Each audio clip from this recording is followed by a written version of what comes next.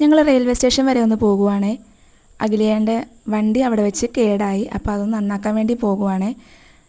കൂടെ ഞാൻ എന്തിനാണ് പോകുന്നതെന്നല്ലേ, അത് വീഡിയോയുടെ ഉടനീളം നിങ്ങൾക്ക് കാണാൻ പറ്റുമേ. വണ്ടി നന്നാക്കുന്നവിടെ പോസ്റ്റ് ആകുമെന്നും പറഞ്ഞ് നീയും കുഞ്ഞും കൂടി ഒരു കടയിൽ പോയിരുന്നോ എന്നും പറഞ്ഞ് ഞങ്ങൾ പറഞ്ഞു വിട്ടേ. വിശാലമായ ബീച്ച് കിടക്കുമ്പോൾ നമ്മളെന്തിന് വല്ല കടയിലൊക്കെ പോയിരിക്കുന്ന അല്ലേ. അങ്ങനെ ഞാനും കുഞ്ഞപ്പനും കൂടി ഐസ്ക്രീമൊക്കെ കഴിച്ച് ചില്ലടിച്ച് അങ്ങനെ ഇരിക്കുമായിരുന്നേ. അപ്പം നമ്മുടെ ആൾ വന്നേ, വണ്ടിയൊക്കെ റെഡിയായെന്നും പറഞ്ഞ് വന്നേ.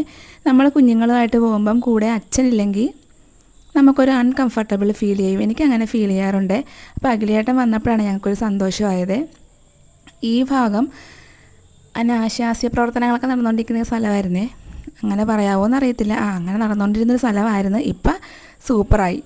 അങ്ങനെ ഉച്ചയായപ്പം സാലിക്കാട് ബിരിയാണിക്കട, നമ്മുടെ ഫേമസ് ആയിട്ടുള്ളൊരു ബിരിയാണിക്കടയാണ് ആലപ്പുഴയിലെ. അവിടുന്ന് നല്ല ചൂട് ചിക്കൻ ബിരിയാണി കഴിച്ച്.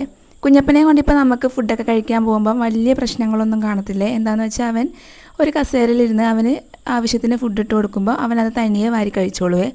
അങ്ങനെ ബഹളവോ കാര്യങ്ങളോ ഒന്നുമില്ല കേട്ടോ. അപ്പോൾ നമുക്ക് സമാധാനത്തോടെ ഇരുന്ന് നമുക്ക് കഴിക്കാൻ പറ്റും. ജാനട്ടിന് സ്കൂളുള്ള ദിവസമായതുകൊണ്ടാണ് കുഞ്ഞില്ലാത്തത്. അല്ലെങ്കിൽ ഞങ്ങൾ 4 പേരും കൂടിയേ പോരത്തുള്ളേ. അങ്ങനെ അവിടുന്ന് ബിരിയാണിയും കഴിച്ച്. ഇത് നമ്മുടെ സക്രിയ ബസാറിലുള്ള കടയാണ്. നല്ല ഫേമസ് കടയാണ്. നല്ല ടേസ്റ്റാണ് ഇവിടുത്തെ ഫുഡിനെല്ലാവേ. അങ്ങനെ ഞങ്ങൾ മാമൂടുള്ള മിൽക്ക് മാനിൽ വന്ന് ഒരു ഡ്രിങ്ക്, അവിടുത്തെ സ്പെഷ്യലാണിത്, അതും കുടിച്ച് ജാനട്ടിലുള്ള പാഴ്സലും വാങ്ങി തിരിച്ച് വീട്ടിലോട്ട് പോന്നേ.